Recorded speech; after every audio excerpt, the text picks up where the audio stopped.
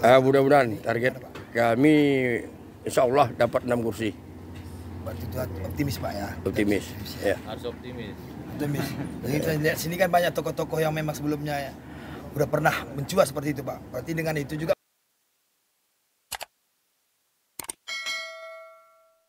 Dewan Pimpinan Daerah Partai Nanggro Aceh, atau DPD 2 PNA Kabupaten Aceh Singkil, mendaftarkan bakal calon legislatif ke Komisi Independen Pemilihan, atau KIP Aceh Singkil, Minggu, tanggal 14 Mei tahun 2023.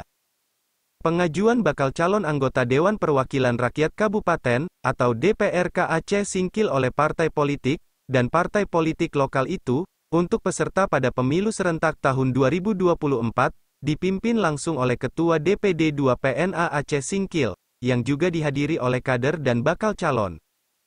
Sementara, untuk penerimaan dokumen persyaratan administrasi bakal calon DPRK Aceh Singkil itu, diterima langsung oleh Komisioner KIP Aceh Singkil, berlangsung di Sekretariat KIP Aceh Singkil, juga hadir Panwasli Aceh Singkil. Ketua DPD 2 PNA Kabupaten Aceh Singkil mengatakan, bahwa partai lokal tersebut mengikuti daerah pemilihan atau dapil sebanyak 3 dapil yang masing-masing dapil 1, 3 dan 4 yang juga dinyatakan lengkap untuk persyaratan bakal calon. Mudah-mudahan target kami insya Allah dapat 6 kursi. berarti itu optimis Pak ya? Optimis. Ya. Harus optimis. Optimis. Jadi kita lihat sini kan banyak tokoh-tokoh yang memang sebelumnya ya udah pernah mencuat seperti itu Pak. Berarti dengan itu juga semakin optimis lah partai PNA. Tambah optimis lah nampaknya dan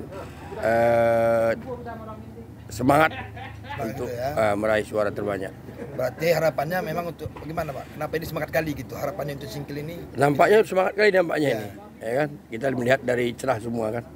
Berarti Pokoknya. ini untuk siap Pak ya untuk tarung ya di pilih 2024 Pak ya. Ya, 2024. Dari Aceh Singkil, Zulkarnain Kabar Singkil Metuah, melaporkan.